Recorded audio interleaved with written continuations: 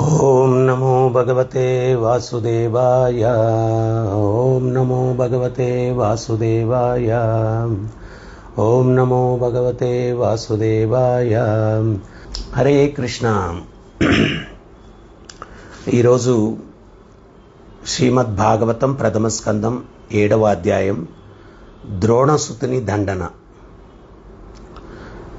సౌనక ఋషి ప్రశ్నించను, ఓ సూత గోస్వామి, గనుడును పరమశక్తివంతుడును అగు వ్యాసదేవుడు శ్రీ నారదముని నుండి సమస్తమును శ్రవణము చేసెను. అట్టి వ్యాసదేవుడు నారదుని నిష్క్రమణము పిమ్మట ఏమి వనర్చెను.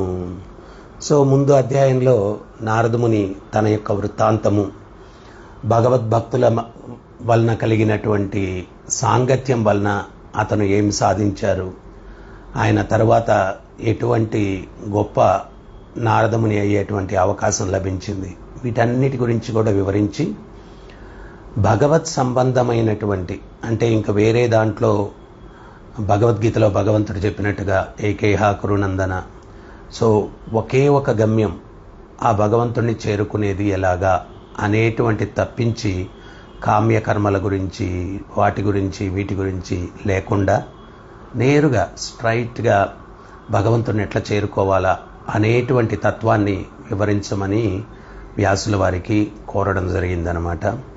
సో అదంతా అయిన తర్వాత వ్యాసుల వారు ఏం చేశారు అనేటువంటిది ఇక్కడ శౌనక రుచి సూత గోస్వామిని అడుగుతూ ఉన్నారన్నమాట. శ్రీ సూత గోస్వామి పలికెను, వేదములతో సన్నిహితముగా ముడిబడి ఉన్న సరస్వతి నది యొక్క పశ్చిమ తటమున శమ్యాప్రాసమను చోట ఋషుల ఆధ్యాత్మిక కర్మలకు ఉపయుక్తమైన ఒక ఆశ్రమము కలదు. ఇంకోటి ఏంటి అంటే, ఆధ్యాత్మిక చింతన చేయడానికి మనకు అనుకూలమైనటువంటి ప్రదేశం కూడా ముఖ్యమన్నమాట. సో వేదములతో సన్నిహితముగా ముడిబడి ఉన్న సరస్వతీ నది యొక్క పశ్చిమ తటమున శమ్యాప్రాసమను చోట ఋషులందరూ కూడా ఆధ్యాత్మిక కర్మలకు ఉపయుక్తమైన ఒక ఆశ్రమం ఉందన్నమాట. సో మనకేంటి అంటే, ఎందుకని మందిరానికి రెగ్యులర్గా రావాలా, మందిరంలో కార్యకలాపాలలో పాల్గొనాలా? మనం ఇంట్లో ఉన్నప్పుడు ఏమవుతుంది అంటే, మనం ఒక్కరమే భక్తిలో ఉండొచ్చు, మిగిలిన వారు రకరకాల యావగేషన్స్లో ఉండొచ్చు. వాళ్ళు అవన్నీ చేస్తూ ఉంటే మనం భక్తి చేయాలంటే అది కలత పెడుతూ ఉంటుందన్నమాట. సో మందిరం అన్నటువంటి ప్రదేశంలో అందరి యొక్క ఫోకస్సు భగవంతుని సేవించుకోవాలా, కీర్తన చేయాలా, శ్రవణం చేయాలా, ఇటువంటి వాతావరణం. అందుకనే మందిరంలోకి వచ్చినప్పుడు వీటికి మించి అన్యమైనటువంటి ఆలోచనలు ఏది కూడా ఉండకూడదన్నమాట. ఎందువల్లంటే అది మిగిలినటువంటి సాధకులను కలత పెడుతుంది కాబట్టి. సో అందుకని ఇక్కడ ఫోకస్ అంతా కూడా అందరిది కూడా ఆ భగవంతుణ్ణి సేవించి తరించాలా అనేటువంటి వాతావరణం ఉండడం వల్ల, అటువంటి వాతావరణంలో మనం కూడా ఉన్నప్పుడు మన యొక్క దృష్టి అంతా కూడా ఆ ఆధ్యాత్మిక చింతన పక్కనే ఉంటుందన్నమాట. సో అందుకని ఎక్కువ అవకాశం దొరికినప్పుడల్లా కూడా మందిరంలో ఎక్కువ సమయాన్ని గడిపి, ఆ సమయం కూడా ఏ రకంగా గడపాలా అంటే భగవంతుని ఆరాధన కోసం, భగవంతుని యొక్క సేవ కోసం మనం అక్కడ గడపడానికి ప్రయత్నించాలి. సో ఇక్కడ ప్రభుపాదుల వారు అదే చెప్పారనమాట. ఆయన ఏమన్నారు అంటే, ఇస్కాన్ మందిరాలు ఎడారిలో ఒయాసిస్ లాంటివి అన్నారు, నీటి బుగ్గ. సో తర్వాత ఇంకోటి కూడా చెప్పారు, ఆధ్యాత్మిక జగత్తు యొక్క ఎంబసీలు అన్నారు ఇస్కాన్ మందిరం. ఇప్పుడు మామూలుగా అమెరికన్ ఎంబసీ ఇక్కడ ఉంటుందన్నమాట. అమెరికాకు సంబంధించినటువంటి కార్యకలాపాలు అవన్నీ కూడా ఆ ఎంబసీలో వాళ్ళు చూసుకుంటూ ఉంటారు. ఆ ఎంబసీ పరిధి వరకు కూడా అది అమెరికన్ రూలింగ్. అది మన భారతదేశంలో ఉన్న, హైదరాబాద్లో ఉన్న, బెంగళూరులో ఉన్న, బొంబాయిలో ఉన్నా కానీ ఎంబసీ, ఆ ఎంబసీ లోపల భారతదేశం యొక్క అధికారులకు ఎటువంటి ప్రమేయము ఉండదన్నమాట. సో అదే రకంగా ఇస్కాన్ మందిరం అన్నటువంటిది ఆధ్యాత్మిక జగత్తు యొక్క ఎంబసీ అని చెప్పి ప్రభుపాదుల వారు చెప్పారనమాట. సో ఇక్కడ కేవలం ఆ గోలోక బృందావనంలో ఉన్నటువంటి వాతావరణాన్ని మనం నెలకొల్పాలా, ఆధ్యాత్మిక జగత్తు యొక్క ప్రభావం మాత్రమే ఇక్కడ ఉండేటట్టుగా మనం చూసుకోవాలన్నమాట. సో అది ప్రభుపాదుల వారి యొక్క ఆలోచన. సో మనం కూడా ఏ రకంగా అమెరికన్ ఎంబసీలో అమెరికాకు సంబంధించినవే అక్కడ జరుగుతాయి, అదే రకంగా ఆధ్యాత్మిక జగత్తుకు సంబంధించిన ఎంబసీ మందిరం అని చెప్పి ప్రభుపాదుల వారు చెప్పారు, ఇస్కాన్ మందిరం అని. సో అదే వాతావరణాన్ని మనం అక్కడ నెలకొల్పాలా, అక్కడికి వచ్చినటువంటి వ్యక్తులు గోలోక వృందావనంలో ఉన్నట్టే అని మనం భావించాలన్నమాట. భావించడం కాదు, ఆ రకంగా జీవించాల. సో అందువల్ల ఇక్కడ ఆధ్యాత్మిక కర్మలకు ఉపయుక్తమైన ఒక ఆశ్రమము కలదు. అంటే మనం భక్తి చేయడానికి భక్తికి అనుకూలమైనటువంటి ఉపయుక్తమైనటువంటి ప్రదేశాన్ని మనం ఎంచుకోవాలి. బదరీ వృక్షములచే సమావృతమైన అట్టి స్థలమున శ్రీల వ్యాసదేవుడు తన ఆశ్రమమునందు ఆసీనుడై పవిత్రీకరణ కొరకు ఆచమనమును కావించి ధ్యానమగ్నుడయ్యను. సో ప్రతి ఆధ్యాత్మిక కార్యక్రమం, అభిషేకం చేసినా లేకపోతే మనం గాయత్రి జపించినా కానీ, లేకపోతే ఈవెన్ జపం చేయడానికి కూడా ముందు ఆచమనం. ఆ ఆచమనం ఎందువల్ల అంటే మనం చేయడం వల్ల శరీర శుద్ధి ఆత్మశుద్ధి రెండు కూడా కలుగుతాయి అన్నమాట. మనం ఏ కార్యక్రమం అయినా కానీ ఆచమనంతో ప్రారంభించాలా అనేటువంటిది వైదిక సంప్రదాయం అన్నమాట. ఆ విధముగా అతడు భౌతికత్వరహితముగా మనస్సును భక్తి యోగమునందు నిలిపి ధ్యానమగ్నుడై పూర్ణ పురుషోత్తముని మరియు అతని సంపూర్ణ ఆధీనమున ఉన్నటువంటి బాహ్య శక్తిని కాంచగలిగెను. సో ఎప్పుడైతే మనం చైతన్యాన్ని సంపూర్ణంగా ఆధ్యాత్మికంగా ఉంచుకుంటామో అప్పుడు ఏమవుతుంది అంటే మనం గమనించాలి, మన యొక్క స్వరూపం ఏంది? సచ్చిదానంద స్వరూప. సత్ అంటే శాశ్వతుడు, చిత్ అంటే సంపూర్ణ జ్ఞానం, సంపూర్ణ ఆనందమయం. సంపూర్ణ జ్ఞానం అంటే ఏంటి? ఆధ్యాత్మికత్వాన్ని భౌతికత్వాన్ని అన్నిటినీ చూడగలగడం. ఎప్పుడైతే ఆ సచ్చిదానంద స్వరూపుని మీద ఉన్నటువంటి మాయా అన్నటువంటి ప్రభావం తొలగిపోతుందో అప్పుడు మనం ఖచ్చితంగా సంపూర్ణ జ్ఞానస్థితిలో ఉంటాము. సంపూర్ణ జ్ఞానం అంటే అన్ని విషయాలు ఆధ్యాత్మికం భౌతికం అన్నీ కూడా మనకు గోచరిస్తాయి. అది కేవలం భక్తి యోగం వల్లనే మనకు సంప్రాప్తిస్తుందన్నమాట. ఈ బాహ్యశక్తి కారణముననే జీవుడు తాను త్రిగుణాతీతుడైనను తనను ప్రకృతికి సంబంధించిన వానిగా భావించుచు భౌతిక క్లేశములను అనుభవించుచున్నాడు. సో ఈ బాహ్యశక్తి అంటే భౌతిక శక్తి, దాని కారణము వలన భగవద్గీతలో భగవంతుడు స్పష్టంగా చెప్పారు, ప్రకృతి క్రియమాణాని గుణై కర్మాణి సర్వసం అహంకార విమూఢాత్మ కర్తాహమితి మన్యతే. ప్రకృతి గుణాల వల్ల అహంకారం వస్తుంది. ఆ ప్రకృతి అహంకారం అంటే నేను ఆత్మని అన్నటువంటి పోలిక పోయి నేను ఈ శరీరం అన్నటువంటి దాంతో పోల్చుకోవడం. ఈ శరీరం అనుకున్నప్పుడు శరీరానికి సంబంధించినటువంటి మంచి చెడులకి కలత చెందడం. సో ఎప్పుడైతే నేను ఈ శరీరం కాదు ఆత్మను అంటామో అప్పుడు ఈ శరీరానికి సంబంధించిన దానికి దేనికి కలత చెందడు. ప్రభుపాదుల వారు చెప్తారు, ఈ శరీరం ఒక అద్దె ఇల్లు. మనం అద్దె ఇంట్లో ఉన్నప్పుడు ఏదన్నా ఇంటికి ప్రాబ్లం వస్తే మనదిగా సమస్య యజమానికి చెప్తాము, ఇదో ఈ ప్రాబ్లం వచ్చింది సరి చేయమని చెప్పి. సో మనం ఎప్పుడైతే ఇది అద్దె ఇల్లు ఒకరోజు వదిలిపెట్టేయాలా అనేటువంటి భావన లేకపోతే, ఆ భావన లేని దానివల్లే కదా ఎవరన్నా అద్దె ఇంట్లో కూర్చొని డెకరేషన్స్ చేసుకుంటూ ఫాల్ సీలింగులు చేసుకుంటూ మార్బుల్ ఫ్లోరింగ్లు వేసుకుంటుంటే చూసేవాడు, వరే మూర్ఖుడు, యజమాని ఖాళీ చేయమన్నప్పుడు చేయాలా, వీడు ఆ జ్ఞానం లేకుండా ఇవన్నీ చేసుకుంటున్నాడు అని చెప్పి అనుకుంటారు. మనం కూడా ఏదో ఒకరోజు ఈ అద్దె ఇల్లు అన్నటువంటి శరీరాన్ని ఖాళీ చేయాలి. కానీ ఎప్పుడైతే ఈ యొక్క గుణాలకి లోబడి బాహ్యశక్తి ప్రభావానికి భౌతిక శక్తి యొక్క ప్రభావానికి మనం లోనులై ఉంటామో అప్పుడు భౌతిక క్లేశములను అనుభవించుచుండును. సో ఈ శరీరం నాది అన్న భావనతోటి భౌతిక క్లేశములు అనుభవిస్తూ ఉంటాడనమాట. జీవుని అపరిమితమైన భౌతిక క్లేశములు భక్తియుక్త సేవా విధానము ద్వారా ప్రత్యక్షముగా శమింపగలవు. సో కానీ జనసామాన్యము ఈ విషయమును ఎరుగనందున విద్వాంసుడైన వ్యాసదేవుడు పరమసత్యమునకు సంబంధించిన ఆ వేదవాగ్మేయమును రచించెను. సో ఈ భౌతిక క్లేశాలన్నిటి నుంచి కూడా ఉపశమనాన్ని పొందాలంటే భక్తియుక్త సేవా విధానమును ద్వారా ప్రత్యక్షముగా దాని నుంచి బయటపడగలం. ఆ విషయం మరి జనసామాన్యానికి తెలియదు. అది తెలియపరచడానికి పరమసత్యమునకు సంబంధించిన వేదవాగ్మేయం, సో ఆ పరమసత్యానికి సంబంధించిన వేదవాగ్మేయాన్ని తెలియపరచడానికి ఆయన ఈ భాగవతం అన్నటువంటి దాన్ని రచించాడు. ఇక్కడ పరమసత్యం అన్నప్పుడు ఒక విషయాన్ని మనం అర్థం చేసుకోవాలి. ప్రభుపాదులు వారు చెప్పారు, సృష్టిలో 84 లక్షల జీవజాతులుంటే చివరిగా జీవునికి మనుష్య జన్మ వస్తుంది. ఈ మనుష్య జన్మ యొక్క పరమార్థం ఏంటి అంటే వేదం ఏం చెప్తుంది అంటే అతాతో బ్రహ్మ జిజ్ఞాస, పరమసత్యాన్ని తెలుసుకునే దానికోసం ఈ విలువైనటువంటి మనుష్య జీవితాన్ని మనం వినియోగించాలి. ఏంటి ఆ పరమసత్యం?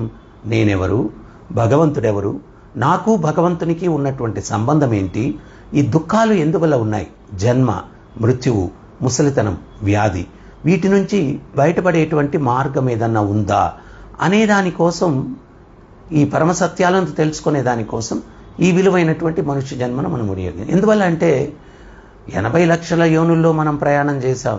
ఆ జన్మల్లో, జంతు జన్మల్లో వేటిల్లో కూడా ఈ పరమసత్యాన్ని తెలుసుకునే అవకాశం లేదు. కేవలం ఈ యొక్క మనుష్య జన్మలో మాత్రమే ఈ అవకాశం ఉంది. సో అందువల్ల దాన్ని మనం సద్వినియోగం చేసుకునేదానికి ప్రయత్నం చేయాలా. మనిషిగా పుట్టిన ప్రతి ఒక్క వ్యక్తి కూడా ఈ పరమసత్య అన్వేషణ కోసం ఈ విలువైనటువంటి మనుష్య జీవితాన్ని వినియోగించాలి. ఈ వేదవాగ్మేయమును కేవలము శ్రవణము చేసినంత మాత్రమనే శోక మోహ భయానములను నశింపజేయుటకు దేవదేవుడైన శ్రీకృష్ణుని ఎడ భక్తియుక్త సేవన శీఘ్రమే ఉత్పన్నమగుచున్నది. ఇప్పుడు ఈ వేదవాగ్మేయం యొక్క శక్తి ఏంటయ్యా అంటే భౌతికంగా కూడా చూడండి మీరు. ఇప్పుడు ఎవడన్నా ఒక సినిమా చూసి వచ్చాడు, ఆడొచ్చి తన ఫ్రెండ్తో చెప్తాడు, ఒరే ఆ సినిమా భలే ఉందిరా, ఫైట్లు భలే ఉన్నాయిరా, సాంగ్స్ భలే ఉన్నాయిరా, కథ భలే ఉందిరా అని చెప్తాడు. అది వినంగానే వీళ్ళు ఏం కలుగుతుంది, ఆ సినిమా చూడాలని. లేకపోతే ఏదైనా టీవీ కొన్నాడు, ఒరే మా ఇంట్లో టీవీ దాంట్లో ఈ ఆప్షన్స్ ఉన్నాయిరా, ఇది ఉన్నాయిరా. ఏదైనా కారు కొన్నాడు, ఆ కారులో ఇవి ఉన్నాయిరా అని. ఏదైనా కానీ మనం ఎప్పుడైతే వింటామో మనలో ప్రేరణ కలుగుతుంది. మనిషి ఏదన్నా ఒక కర్మ చెయ్యాలా అనేటువంటి ప్రేరణ కలగడానికి వాసన చూసాము, మిరపకాయ బజ్జీలు వేయించుతూ ఉన్నారు, వాసన వచ్చింది, ఇమీడియట్గా మన దృష్టి అక్కడికి వెళ్తుంది. కళ్ళతో చూస్తాము, చూడంగానే అది తినాలనిపిస్తుంది. సో ఈ పంచేంద్రియాల ద్వారా గ్రాహ్యము ఏదైతే మనం గ్రహిస్తామో దాన్ని చెయ్యాలా అన్నటువంటి కోరిక మనలో కలుగుతుందన్నమాట. అదే రకంగా ఈ వేదవాగ్మేయము కేవలము శ్రవణము చేసినంత ఈ భగవత్ కథలని ఎంత మధురమైనవి, ఎంత పవిత్రమైనవి అంటే అవి మనం శ్రవణం చేస్తానే శోకమోహ భయానలము నశింపజేయుటకు దేవదేవుడైన శ్రీకృష్ణుని ఎడ భక్తియుక్త సేవను శీఘ్రమే ఉత్పన్నమగుచున్నది. ఎప్పుడైతే దీన్ని మనం శ్రవణం చేస్తామో మనలో భక్తియుక్త సేవ ఉత్పన్నమవుతుంది. మనలో ఉన్నటువంటి శోకమోహాలన్నీ కూడా తొలగిపోతాయి అన్నమాట. ఎట్లాగా భౌతికమైన విషయాలు వింటే అవి చేయాలనిపిస్తుందో ఇది కూడా అంతే. మనం ఎప్పుడైతే ఈ భగవత్ తత్వం గురించి వింటామో అప్పుడు మనలో ఒక ప్రేరణ కలుగుతుంది. ఆ భగవద్భక్తిని చేయాలన్న ప్రేరణ కలుగుతుంది. మనలో ఉన్నటువంటి ఆందోళనలు, భయాలు అన్నీ తొలగిపోతాయి, ధైర్యం వస్తుంది.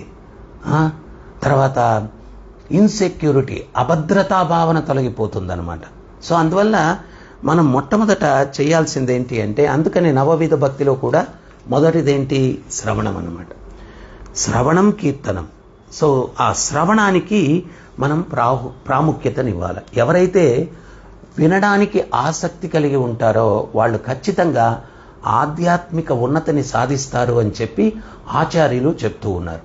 అందుకని నవవిధ భక్తిలో కూడా మొట్టమొదటిది శ్రవణం. మహాముని అయిన వ్యాసదేవుడు ఆ విధముగా శ్రీమద్భాగవతమును రచించి పునర్విమర్శ కావించిన పిమ్మట ఆత్మానుభవమునందు అంతకు పూర్ణమే మగ్నుడైనట్టి తన పుత్రుడగు శ్రీ సుఖదేవ గోస్వామికి దానిని బోధించను. శ్రీ సుఖదేవ గోస్వామి అంతకుముందే ఆధ్యాత్మిక చింతనలో ఆయన నిష్ణాతుడు. ఆత్మానుభవనందు అంతకు పూర్వమే మగ్నుడైనట్టి. ఇంకోటి ఏంటి అంటే మనం కీర్తన ఎందుకు చేయాల? ఇప్పుడు ఒక పాయింట్ ఇక్కడ మనం గుర్తుపెట్టుకోవాలి. ఏంటంటే అంతకు ముందే ఆత్మానుభవమునందు అంతకు పూర్వమే మగ్నుడైనట్టి. ఇప్పుడు ఆయన అంతకు ముందే ఆత్మానుభవంలో లగ్నమై ఉన్నాడు. ఇప్పుడు మనం కూడా ఏంటి అంటే హరే కృష్ణ మంత్రాన్ని జపిస్తూ మన హృదయాన్ని సారవంతం చేసుకోవాలా. ఇప్పుడు వర్షాకాలం రాబోతుంది అంటే భూమిని దుక్కి అంతా రెడీ చేస్తారు. అప్పుడు వర్షం పడితే ఫలితం ఇస్తుంది అని. సో వర్షాకాలం రాబోతుందనే ముందే దాన్ని మనం ఇచ్చేయాలి. ఈ యొక్క భగవత్ కథామృత శ్రవణం అనే దానికి ముందు మన హృదయాన్ని ఆత్మానుభవ మార్గంలో ఉంచినట్లయితే ఆ యొక్క వర్షం దున్నిన పొలాన్ని మీద పడిన వర్షానికే ఫలితం ఉంటుంది. ఈ హృదయాన్ని కూడా నామస్మరణ ద్వారా సారవంతంగా చేసుకున్నప్పుడు ఈ శ్రవణం అన్నటువంటిది వర్షం పడినప్పుడు ఆ భక్తిలత అన్నటువంటిది ఎదిగేదానికి అవకాశం ఉంది. అందుకనే గురువు ద్వారా ఆధ్యాత్మిక బీజం పడుతుంది. శ్రవణ కీర్తనలు అనేటువంటి జలము ద్వారా ఆ యొక్క భక్తిలత అనేటువంటి వృక్షం పెరుగుతుందన్నమాట. సో అందుకని మనం ఏంటి అంటే ఆధ్యాత్మిక జీవితానికి వచ్చిన తక్షణమే ఆ కీర్తన అనేటువంటిది, భగవత్ సేవ అనేటువంటిది చేసి మన హృదయాన్ని సారవంతం చేసుకుంటే అప్పుడు మనకన్నా ఉన్నతమైనటువంటి భక్తుల ద్వారా శ్రవణం చేసే అవకాశం కలిగినప్పుడు ఫలితాన్ని ఖచ్చితంగా అది ఇస్తుందన్నమాట. సో అందుకని రచించిన పిమ్మట ఆత్మానుభవనందు అంతకు పూర్వమే మగ్నుడైనట్టు తన పుత్రుడగు శ్రీ సుఖదేవ గోస్వామికి దానిని బోధించను. సో సుఖదేవ గోస్వామికి బోధించాడంటే ఆయనకు ఆల్రెడీ అర్హత ఉంది. ఆయన ఆత్మానుభవ మార్గంలో ఉన్నారన్నమాట. శ్రీ శౌనకుడు సూత గోస్వామిని ప్రశ్నించను. శ్రీ సుఖదేవ గోస్వామి నివృత్తి మార్గమున చనుచు ఆత్మారాముడైనట్టివాడు ఏ కారణము చేత అతడు అట్టి విస్తృత శాస్త్ర అధ్యయనమును చేపట్టెను. సో ఇక్కడ ఇంకోటి కూడా మనం గమనించాల్సింది ఏంటి అంటే కొంతమంది ఏమనుకుంటారు అంటే నేను చాలా అడ్వాన్స్డ్, నేను చాలా ఉన్నత స్థితిలో ఉన్నాను, ఇంకా నాకు శ్రవణ కీర్తనాలు అవసరం లేదు అని చెప్పి చూడండి. కొంతమంది సీనియర్స్గా ఉన్నవాళ్ళు భాగవతం క్లాస్కి రారు, వాళ్ళు శ్రవణం చేయరు, తర్వాత సాధన పట్ల కూడా నిర్లక్ష్యం చేస్తారు. సో కానీ ఇక్కడ అదే ప్రశ్న అడుగుతూ ఉన్నారు. నివృత్తి మార్గమున చనుచు ఆత్మారాముడైనట్టి వాడు, సో ఆత్మస్థితిలో ఆల్రెడీ స్థితుడై ఉన్నాడు. ఏ కారణము చేత అతడు అట్టి విస్తృత శాస్త్ర అధ్యయనమును చేపట్టెను. సో మనం ఎప్పటికీ కూడా అసలు యాక్చువల్గా ఆత్మారామ స్థితిలో స్థిరుడైనటువంటి వ్యక్తి ఇంకా ఉత్సాహాన్ని చూపిస్తాడనమాట. దానికి ఉదాహరణ శ్రీ చైతన్య మహాప్రభు సాక్షాత్ భగవత్ అవతారం. ఆయన తోటా గోపీనాథ్ మందిరంలో పురుషోత్తమ క్షేత్రమైనటువంటి జగన్నాథ్పురిలో ప్రహ్లాదుని లీల దగ్గర 108 సార్లు శ్రవణం చేశారంట. 108 సార్లు. తర్వాత రోజు భాగవతాన్ని వాళ్ళు శ్రవణం చేస్తూ ఉన్నారు. గదాధర్ పండిత్, శ్రీ చైతన్య మహాప్రభు ప్రతిరోజు ఎంతగా వాళ్ళు భాగవతాన్ని అధ్యయనం చేశారయ్యా అంటే భాగవతాన్ని ముందు పెట్టుకొని వాళ్ళు శ్రద్ధతో దాన్ని ఆలకిస్తూ ఉంటే వాళ్ళ కళ్ళ నుంచి ఆనంద బాష్పాలు, అశ్రువులు కారి ఆ భాగవతం మీద పడి పడి పడి పడి ఆ భాగవతంలో ఉన్నటువంటి అక్షరాలు చెరిగిపోయాయంట. అంతగా వాళ్ళు నిమగ్నమై శ్రవణం చేశారు. సో ఇక్కడ ఏంటి అంటే, నేనేదో ఆధ్యాత్మిక ఉన్నతిని సాధించాను, ఇంక వినడం లేదు. అసలు యాక్చువల్గా ప్రాథమిక దశలో కన్నా ఉన్నతిని సాధించినటువంటి వ్యక్తి వినకుండా ఉండలేడు. అతనికి శ్వాస పీల్చి శ్వాస వదిలితే ఆ భగవంతుని యొక్క తత్వాన్ని శ్రవణం చేయటంలో తుష్యంతిచ రమంతిచ. ఆత్మ సాక్షాత్కారం పొందినటువంటి భక్తులు ఇంకా ఉత్సాహాన్ని చూపిస్తారు. కానీ మనకు రివర్స్లో జరుగుతూ ఉంటుంది. సీనియర్లు అనేవాళ్ళు అస్సలు భాగవతం ప్రవచనానికే రారనమాట. సో ఉపయోగం ఏముంది? అది రియల్గా సీనియారిటీ కాదు. సీనియారిటీ కన్నా కావాల్సింది ఏంటి అంటే సిన్సియారిటీ. ఎన్ని సంవత్సరాలు ఉండి సిన్సియారిటీ లేకపోతే ఉపయోగం ఏముంది? నిజంగా ఆధ్యాత్మిక రుచి కలిగినటువంటి వ్యక్తి ప్రతిరోజు భాగవతాన్ని శ్రవణం చేయకపోతే అతనికి ఆ రోజు అమంగళంగా ఉంటుంది, అతనికి నిద్ర పట్టదనమాట. సో ఖచ్చితంగా ఇక్కడ అటువంటి చైతన్యంలో ఉన్నటువంటి వారికి ఒక గొప్ప సందేశం. ఈయన ఆత్మారామ స్థితిలో ఉన్నటువంటి వ్యక్తి ఎందుకు అధ్యయనం చేపట్టాడు అని చెప్పి అడుగుతున్నారు. పలు విధములగు ఆత్మారాములు ఆత్మయందే ఆనందమును కొనువారు ముఖ్యముగా ఆత్మానుభవ మార్గమున స్థితులైనట్టి వారు సర్వ విధములైన భౌతిక బంధముల నుండి ముక్తి నొంది ఉన్నను దేవదేవుడైన శ్రీకృష్ణునకు విశుద్ధ భక్తియుక్త సేవను వనరింపగోరుదురు. ఇక్కడ మనం ఇందాక చర్చించుకుంది స్పష్టంగా తెలియపరుస్తున్నారు. ఆత్మారామ స్థితి అంటే ఆత్మలోనే ఆనందం పొందేటువంటి వారు. మరి ఆత్మలోనే ఆనందం అంటే ఆ స్థితిలో ఉన్నటువంటి వారు సర్వ విధములైన భౌతిక బంధనముల నుంచి ముక్తి నొంది ఉన్నారు. కానీ దేవదేవుడైన శ్రీకృష్ణకు విశుద్ధ భక్తియుక్త సేవను వనరింపగోరును. ఇప్పుడు ఆ స్థితి అన్నటువంటిది అల్టిమేట్ కాదు. ఆ స్థితికి చేరుకున్న తర్వాత జీవుని యొక్క స్వరూపం ఏంటి? ఎవరైతే ఆత్మారామ స్థితికి, ఆత్మ సాక్షాత్కార స్థితికి చేరుకుంటారో అతను భౌతికమైనటువంటి ఏ రకమైన ఆటంకములు లేకుండా సర్వోత్తమమైనటువంటి తన సహజ స్వరూప సిద్ధిలో ఉంటాడు. మరి ఆ స్వరూపం ఏంటి? జీవుని యొక్క స్వరూపం ఏంటి? జీవేర స్వరూపోహై నిత్యేర కృష్ణదాస్. జీవుని యొక్క స్వరూపం నిత్యం కృష్ణునికి దాస్యం చేయడం, నిత్యం కృష్ణునికి దాస్యం చేయడం. ఆ యొక్క స్థితిలో ఉన్నాడు. దీని భావం ఏమనగా ఆ దేవదేవుడు దివ్య గుణములను కలిగి ఉండును కనుకనే అతడు ముక్త పురుషులతో సహా ప్రతి ఒక్కరిని ఆకర్షింపగలుగును. సో ఇక్కడ భక్తియుక్త సేవను వనరింపగోరుదురు. దీని భావం ఏమనగా ఆ దేవదేవుడు దివ్య గుణములను కలిగి ఉండును కనుకనే అతడు ముక్త పురుషుల సహా ప్రతి ఒక్కరిని ఆకర్షింపగలడు. భగవంతుడు ఏంటి అంటే దివ్య గుణాలు, భౌతిక గుణాలు లేవు ఆయనకి. ఎవరైతే ముక్త స్థితిలో ఉన్నారో వాళ్ళలో కూడా దివ్య గుణాలు అంటే ఈ యొక్క సత్వరజస్తమో గుణాల నుంచి, అరిషడ్వర్గాల నుంచి విముక్తిని పొందున్నారు. ఎటువంటి చైతన్యం ఉన్నవాళ్ళు అటువంటి చైతన్యం ఉన్న వ్యక్తుల్ని ఆకర్షితులవుతారు. కొంతమంది భక్తులు ఉంటారు, వాళ్ళకి గ్రామ్య కథ, వాళ్ళకి వాళ్ళ కబుర్లు వీళ్ళ కబుర్లు. సో అటువంటి బ్యాచ్ అంతా ఒకటి ఉంటుంది. వాళ్ళకి ఏంటి అంటే కృష్ణుడి కథ కన్నా వాళ్ళ గురించి ఏంటి వీళ్ళ గురించి ఏంటి అని చర్చించాలా, ఇవన్నీ ఇంట్రెస్ట్ ఎక్కువ అనమాట. అందుకనే ప్రభుపాదులు అది చెప్పారు, భక్తుడు తేనెటీగలాగా ఉండాలి, తేనెటీగలాగా ఉండాలి. తేనెటీగ మకరందం కోసమే వెతుకుతూ ఉంటుంది. మామూలు ఈగ చెత్త చెదారము మలము అన్నిటి మీద కూడా పోతుంది అనమాట. మనం మామూలు ఈగలాగా ఉండకూడదు, భక్తులు తేనెటీగలాగా ఉండాలి. సో అదే రకంగా ముక్తాత్మలు భగవంతుని పట్ల ఎందుకు ఆకర్షితులవుతారు అంటే ముక్తాత్మునిలో భౌతికమైనటువంటి గుణాలు లేవు. భౌతికమైన గుణాలు ఉండేవాడు భౌతికమైన గుణాలకు ఆకర్షితుడవుతాడు. ఈయన ఆధ్యాత్మిక గుణాలు ప్రకటమైపోయాయి. సో అటువంటి వ్యక్తి దేనికి ఆకర్షితుడవుతాడు? పరమ పవిత్రమైనటువంటి దివ్య గుణాలు కలిగినటువంటి ఆ భగవంతుని పట్ల అతని ఆకర్షణ ఉంటుందన్నమాట. సో ఇది మనం ముఖ్యమైనటువంటి విషయం.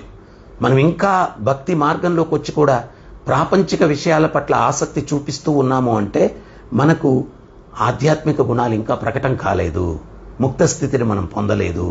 దాన్ని పొందడానికి ఔషధాన్ని మళ్ళా తీవ్రంగా తీసుకోవాలా. సో ముక్త స్థితిలో ఉన్నవారు ఆ భగవంతునికి ఆకర్షితులవుతారనమాట.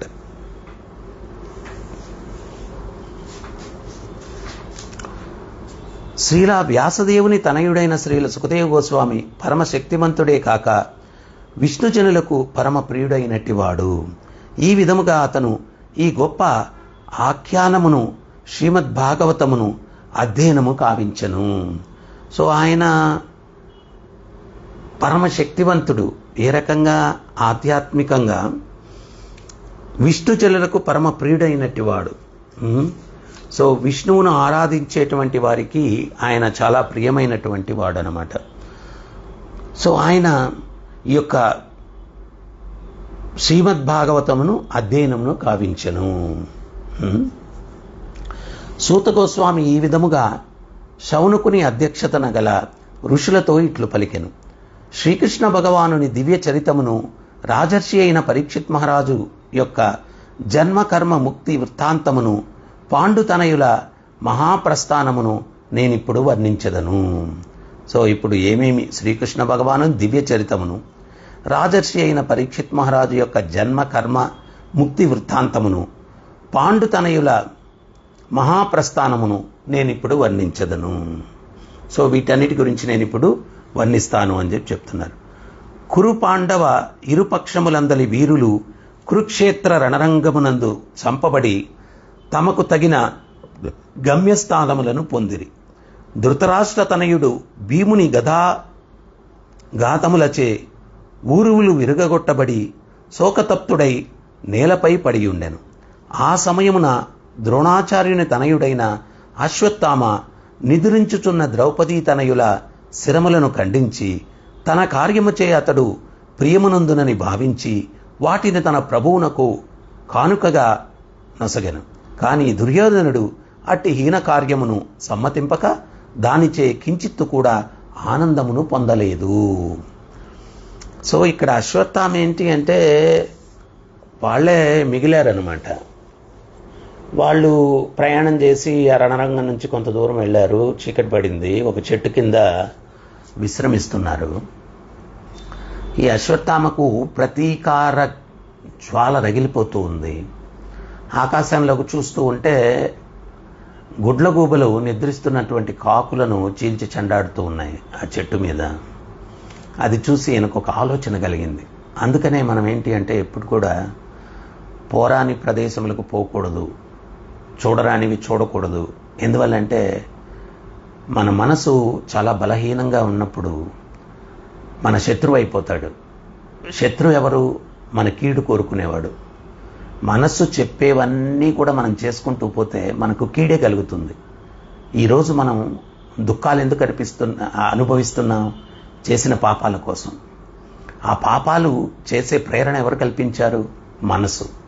అందుకనే మనసుని శత్రువు మిత్రుడు అన్నారు. ఆధ్యాత్మికంగా ఉంటే నీకు మిత్రుడవుతాడు, భౌతికంగా ఉంటే నీకు శత్రుడవుతాడు. శత్రువు అని ఎవరిని అన్నారు? మన కీడును కోరుకునేవారు. ఈరోజు ఇన్ని దుఃఖాలు మనం భౌతిక జగత్తులో అనుభవించేదానికి కారణం ఆ మనసు పాపం చేయాలనేటువంటి ప్రేరణ మనలో కలిగించడం వల్ల ఆ పాపాలన్నీ చేసి ఆ దుఃఖాలన్నీ మనం అనుభవిస్తూ ఉన్నాం. మరి ఎట్లా ఆ మనసు మన మిత్రుడవుతాడు చెప్పండి? సో ఎప్పుడైతే అది చూశాడో ఆయనకు ఆలోచన కలిగింది. నేరుగా వెళ్ళి నిద్రిస్తున్నటువంటి ఉప పాండవుల్ని వాళ్ళ తలలు ఖండించేశాడు. తీసుకుని వచ్చి దుర్యోధనుడికి ఇచ్చాడు. దుర్యోధనుడు ఆనందపడతాడనుకున్నాడు. మొదట ఏం చెప్పాడంటే మహాభారతంలో ఉంటుంది, ఆ యొక్క పాండవుల యొక్క శిరస్సులు ఖండించి నేను తీసుకొచ్చానంటాడు. ఈ ఉప పాండవులు వారి పుత్రులు పాండవులు అనుకుంటాడు. దుర్యోధనుడు ఆ చేతితోటి ఆ కపాలాన్ని ఒత్తుతాడనమాట. అవన్నీ ఫట్ ఫట్ అని పగిలిపోతాయి. అప్పుడు వాళ్ళు పాండవులను పోలి ఉంటారు, అందుకని పాండవులు అనుకున్నారు. ఆ కపాలాలు అట్లా పగిలిపోతే దుర్యోధనుడు అంటాడు, ఇది పాండవులవి కాదు, ఉప పాండవులవి, పాండవుల యొక్క కుమారులవి. అయినా వాళ్ళు భవిష్యత్ అనుకున్నాను, మన పని ఇట్లాగా అయిపోయింది, వాళ్ళు భవిష్యత్ అనుకున్నాను, దాన్ని కూడా నువ్వు లేకుండా చేశావు అని ఆయన ఆనందపడలేదు దుర్యోధనుడు. అంటే ఒక్కోసారి తప్పులు జరిగిపోతాయి, ఒక పాశ్చాత్తాపం అనేది ఉంటుంది. సో అటువంటిది దుర్యోధనలో కూడా చివరికి కలిగింది. వాళ్ళని కూడా సంహరించేసావే, దానికి ఆయన ముదమునందులేడు. పాండవుల 5 సంతానమునకు తల్లి అయిన ద్రౌపది తన పుత్రుల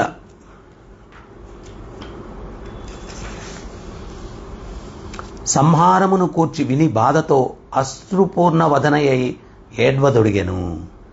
జరిగిన తీవ్రమైన నష్టమునకు అర్జునుడు అంతటా ఆమెను ఓదార్చుచు ఇట్లు పలికెను.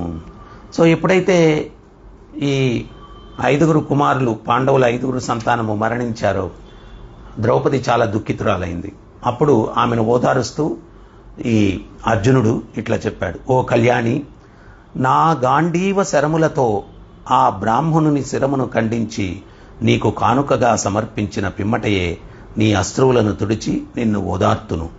నీ పుత్రుల దేహములను దహనము కావించిన పిమ్మట నీవు అతని శిరముపై నిలిచి స్నానమాచరింపుము. సో ఇక్కడ ఈయన శపథం చేస్తూ ఉన్నాడు, నా గాంధీవంతో ఆ యొక్క అశ్వత్థామ యొక్క శిరస్సును ఖండించి నీకు బహుమతిగా తీసుకొస్తాను, అప్పుడే నీ కన్నీళ్లు తుడుస్తాను. వాళ్ళ యొక్క దహన క్రియలు అయిపోయిన తర్వాత అంటు స్నానం అని అంటారు కదా, అది అతని శిరస్సు మీద నిలబడి నువ్వు స్నానం చేయని చెప్పి ఆయన చెప్తూ ఉన్నారు. మిత్రునిగాను సారథిగాను అచ్యుతునిచే మార్గదర్శకము కావింపబడు అర్జునుడు ఆ విధముగా మధుర వచనములతో తన ప్రియురాలైనట్టి ఆమెను ఊరడించెను. పిదప కవచమును ధరించి ఉగ్రాయుధములను భూని రథమునెక్కి గురుపుత్రుడైన అశ్వత్థామను వెంబడించెను. ఇక్కడ రథసారథి అయినటువంటి మిత్రునిగాను సారథిగాను, ఇక్కడ ఒక ఫిలసాఫికల్గా ఒకటి అర్థం చేసుకోవాలి మనం. రథసారథి, ఈ శరీరం అనేది కూడా ఒక రథం. ఈ రథానికి అర్జునుడు కృష్ణుని తన రథసారథిగా ఉంచుకున్నాడు. రథసారథి ఆయన ఈ రథాన్ని నడిపిస్తాడనమాట. మన జీవితం అనేటువంటి ప్రయాణంలో కూడా ఈ రథానికి రథసారథిగా కృష్ణుని మనం ఉంచుకోవాలి. కృష్ణుడు రథసారథి కాబట్టి అంత పెద్ద కురుక్షేత్ర సంగ్రామంలో అర్జునుడు విజయం సాధించాడు. మనం కూడా ఈ యొక్క సంసారం అనేటువంటి సంగ్రామంలో ఉన్నాం. మనం ఎప్పుడైతే కృష్ణుణ్ణి మన సారథిగా ఎంచుకుంటామో, అంటే మనల్ని నడిపించేవాడుగా ఆయన్ని మనం ఎంచుకుంటామో, అప్పుడు మనం కూడా విజయాన్ని సాధించేదానికి అవకాశం ఉంది.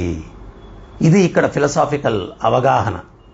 ఆ కృష్ణుణ్ణి మనం సారథిగా, మరి కృష్ణుణ్ణి సారథిగా ఎన్నుకోవడం అంటే ఆయన వచ్చి మనకు రథాన్ని నడిపిస్తాడా? లేదు. ఆయన సూచనలు ఏమున్నాయో అవి ఎప్పుడైతే మనం అనుసరిస్తామో అప్రయత్నంగా ఆయన మన సారథి.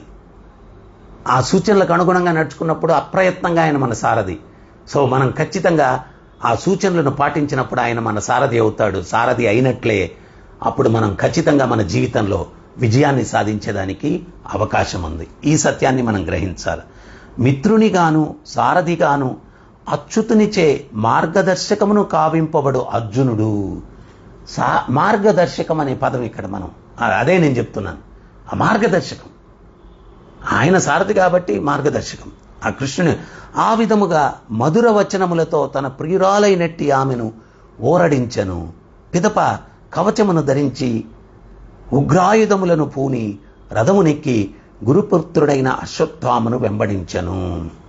రాకుమారులు హంతకుడైన అశ్వత్థామ ఆ రీతి అర్జునుడు అతివేగముగా తనను చేరుటను దూరము నుండియే కాంచి భయవిహ్వలుడై శివుని భయము వలన బ్రహ్మదేవుడు పరుగులు తీసిన చందమున తన ప్రాణరక్షణకై రథముపై పలాయనమయ్యను.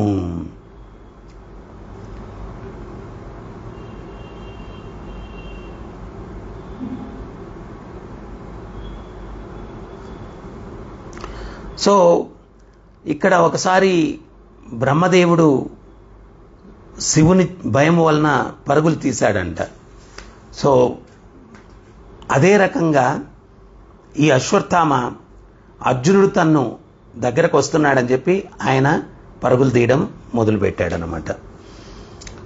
తన రథాశ్వములు అలసట చెందుటను కాంచిన బ్రాహ్మణ తనయుడు అశ్వత్థామ తన రక్షణమునకు బ్రహ్మాస్త్ర అన్వాయుధమును ప్రయోగము తప్ప వేరొక మార్గము లేదని భావించను. సో తన యొక్క అశ్వాలు అలసిపోతూ ఉన్నాయి, ఇంకా దొరికిపోతాను అని ఆయన ఏం చేశాడు అంటే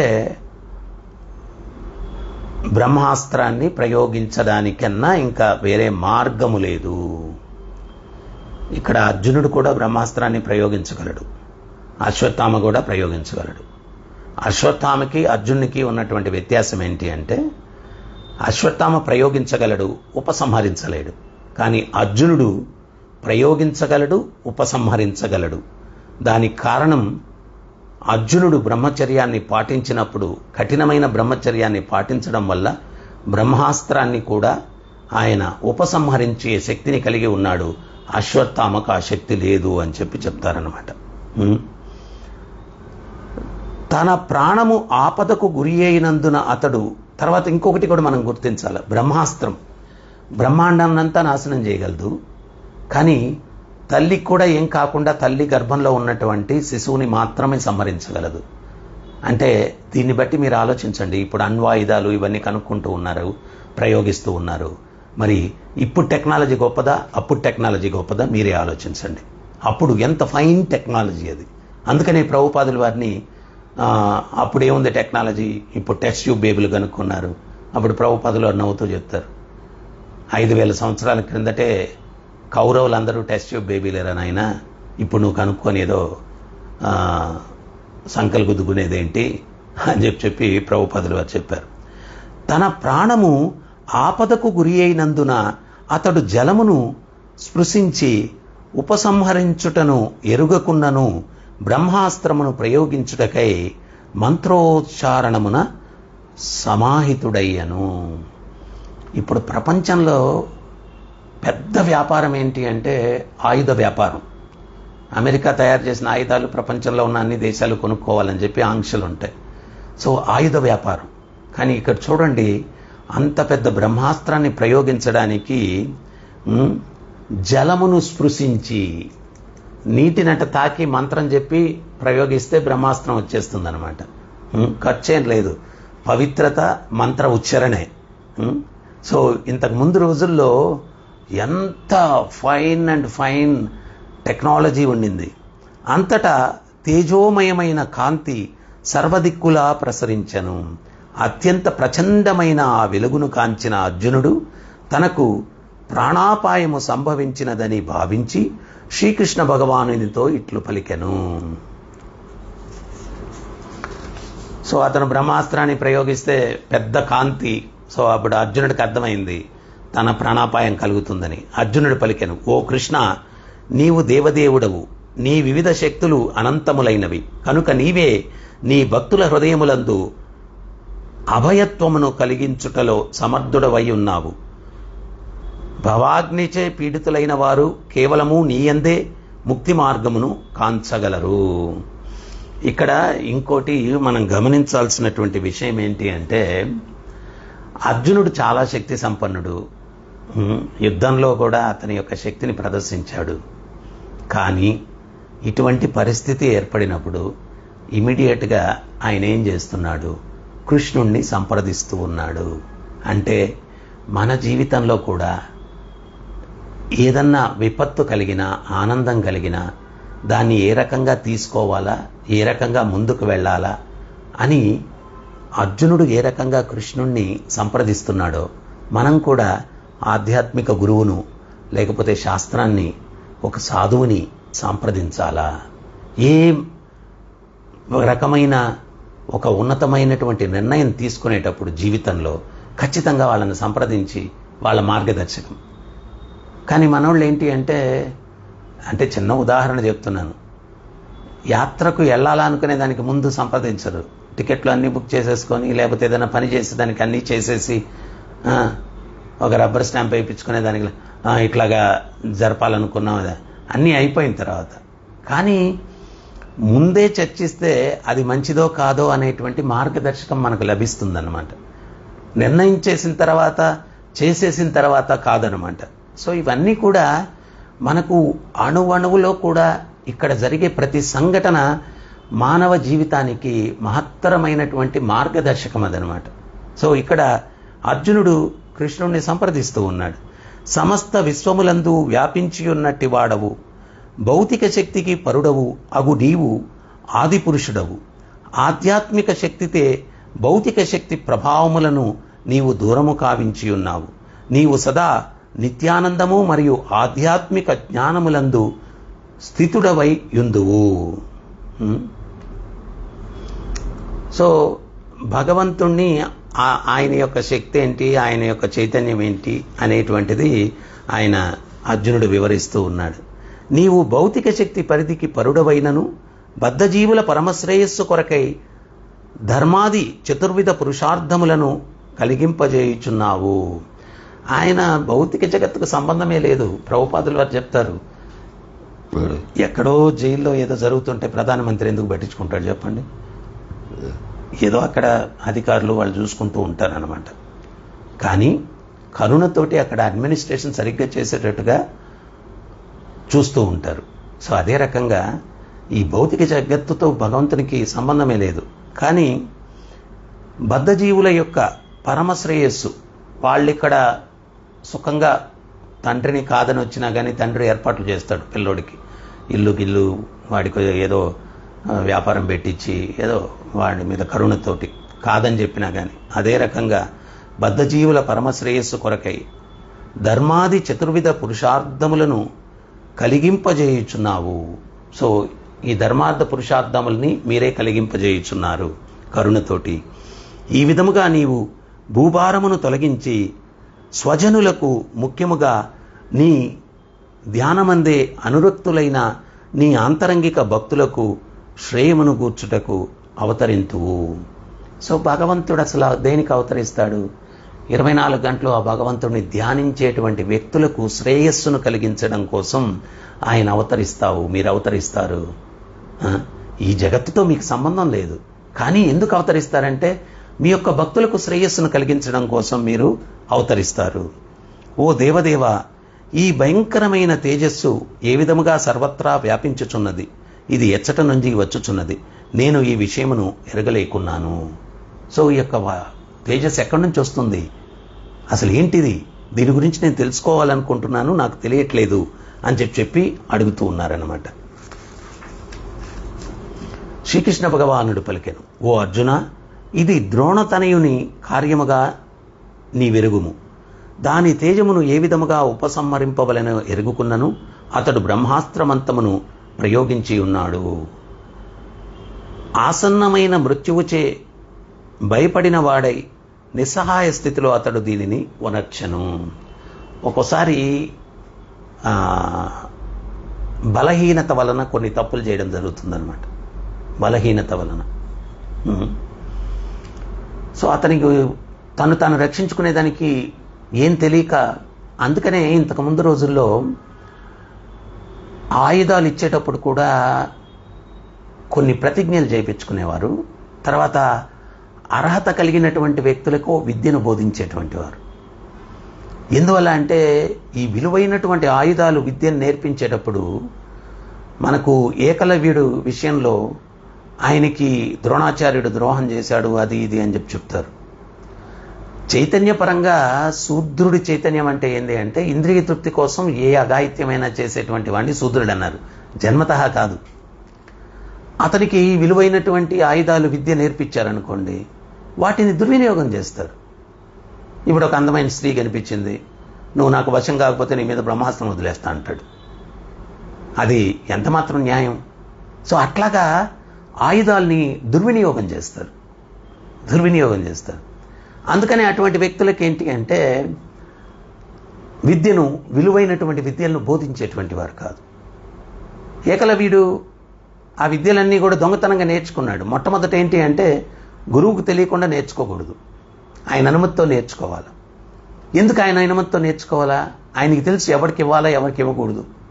ఇవ్వకూడనటువంటి వ్యక్తిగా నదిస్తే వాడు దుర్వినియోగం చేస్తాడు. అందుకని ఎవరికిస్తే అది ధర్మానికి వినియోగింపబడుతుంది అనేటువంటిది తెలిసిన వ్యక్తికి ఇస్తే అతను ధర్మానికి వినియోగిస్తాడు, లేకపోతే అధర్మానికి. ఇప్పుడు ఎంతోమంది రాక్షసులు బ్రహ్మ కోసం, శివుని కోసం తపస్సులు చేశారు.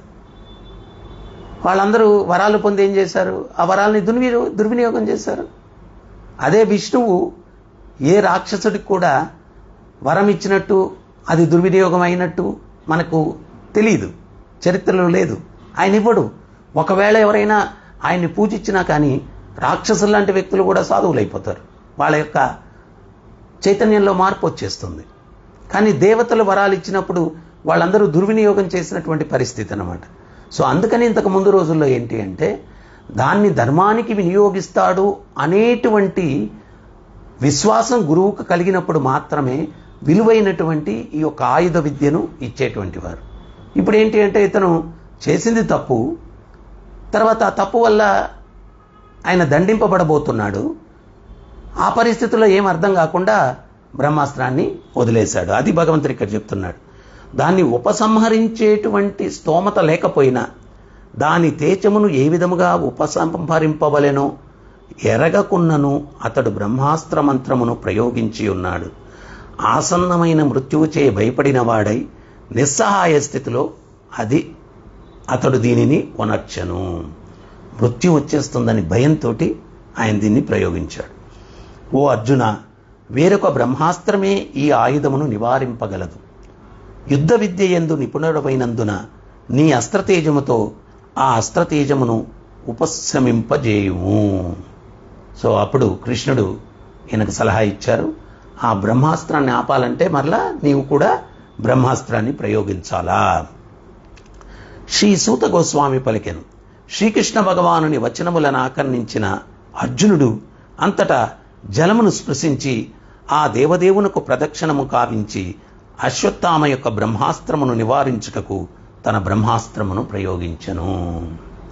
సో సూత గోస్వామి చెప్తూ ఉన్నారు, శ్రీకృష్ణ భగవానుని వచనములను స్వీకరించి అర్జునుడు జలమును స్పృశించి ఆ దేవదేవునికి ప్రదక్షిణ చేసి, చూడండి భక్తునికి అభక్తునికి వ్యవహారికంలో ఎంత తేడా ఉంటుందో, ప్రదక్షిణము చేసి అప్పుడు ఆ బ్రహ్మాస్త్ర మంత్రాన్ని ఉచ్చరించి ప్రయోగించాడు. రెండు బ్రహ్మాస్త్రముల తేజములు ఒకదానితోనొకటి కలిసినంతనే సూర్యబింబము వంటి గొప్ప అగ్నివలయము ఏర్పడి ఆకాశమును రోదసిని కప్పివేశను. ఆ రెండు బ్రహ్మాస్త్రముల యొక్క తేజము ఒకదానినొకటి కలిసినంతనే అది చాలా విస్ఫోటనంలాగా, సూర్యకాంతిలాగా అక్కడ ప్రకటమైందనమాట. అస్త్రముల యొక్క సందుక్తమైన ఉష్ణముచే ముల్లోకములను తపించిపోయిరి. ప్రళయ సమయమున సంభవించడి సాంవర్తకాగ్ని అది సర్వులకు తలపింపజేసెను. ఈ యొక్క ప్రళయం సమయంలో సంవర్తకాగ్ని అనేటువంటిది వ్యాప్తి చెందుతుందన్నమాట. ఆ రకంగా ఇది పోలి ఉందన్నమాట. అందరికీ ఆ రకంగా తలపించింది ఇది. ఆ విధముగా జనులకు సంభవించిన ఉపద్రవము మరియు లోకములకు వాటిలైన నాశనమును గమనించిన అర్జునుడు ఆ రెండు బ్రహ్మాస్త్రములను శీఘ్రముగా శ్రీకృష్ణ భగవానుడు కోరిన రీతి ఉపసంహరించెను. ఆ విధముగా జనులకు సంభవించిన ఉపద్రవము మరియు లోకములకు వాటిలైన నాశనమును గమనించిన అర్జునుడు ఆ రెండు బ్రహ్మాస్త్రములను శీఘ్రముగా శ్రీకృష్ణ భగవానుడు కోరిన రీతి ఉపసంహరించెను.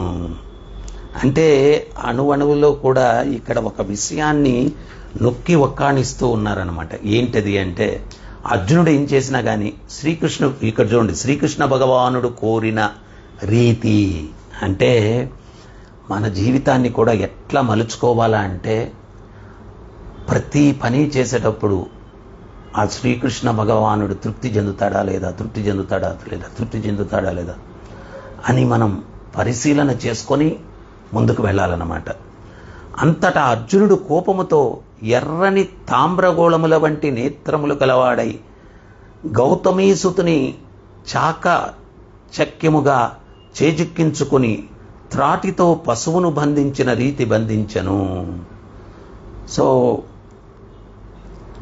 ఆ అశ్వత్థామను చాలా క్షుద్రుడై కోపంతో కళ్ళు ఎర్రగా అయిపోయాయి అర్జునుడికి, ఆయన్ని బంధించాడు అన్నమాట. తాటితో బంధించాడు.